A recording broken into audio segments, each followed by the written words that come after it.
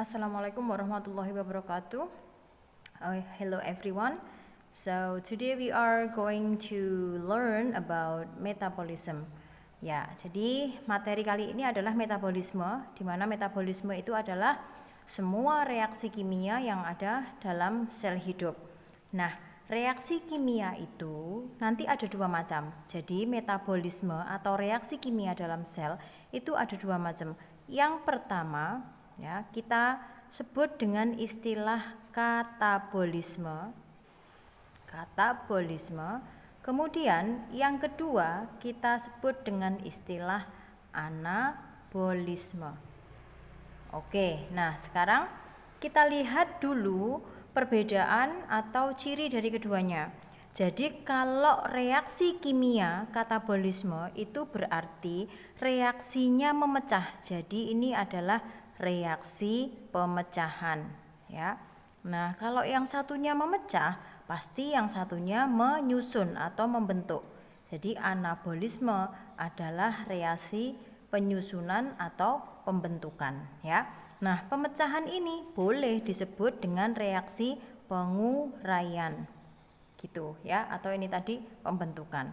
Nah, kalau reaksi itu memecah berarti dari senyawa yang ukurannya besar atau senyawa kompleks.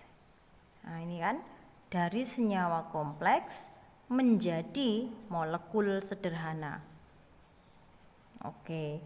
Sedangkan untuk anabolisme berarti kebalikannya.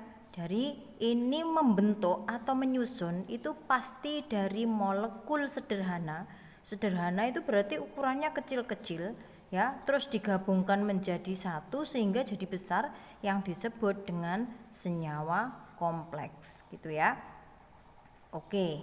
Nah, biasanya reaksi itu kalau menyusun, membentuk itu berarti bayangkan menumpuk dari satu menjadi banyak gitu ya. Kalau menguraikan ini berarti memecah dari yang banyak menjadi sedikit. Nah, ketika melakukan reaksi katabolisme, ternyata reaksi ini reaksinya melepaskan energi.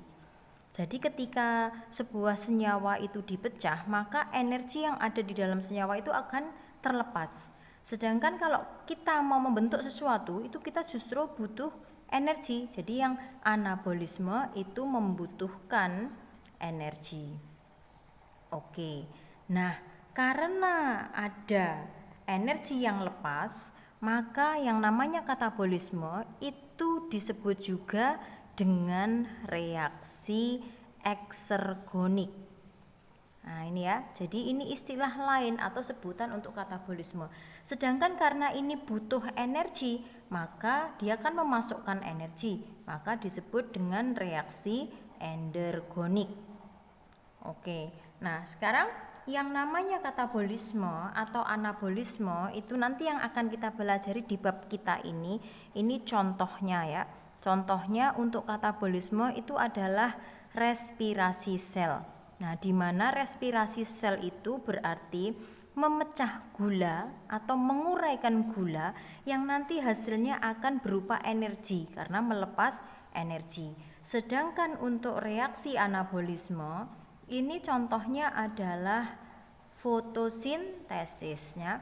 Karena di fotosintesis ini akan terjadi penyusunan glukosa dan membutuhkan energi dari cahaya matahari. Nah, itu yang akan nanti kita pelajari di bab selanjutnya. Kemudian yang namanya metabolisme, nah ini sebelum kita masuk ke respirasi dan fotosintesis, kalian harus tahu yang namanya metabolisme ini salah satu contoh ya.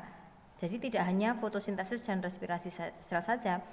Jadi metabolisme itu dapat terjadi jika dia ada bantuan. Nah, siapa yang membantu? Yang membantu namanya adalah enzim. Nah, sehingga kita sebelum masuk ke respirasi sel dan fotosintesis harus kenalan dulu dengan enzim. Oke.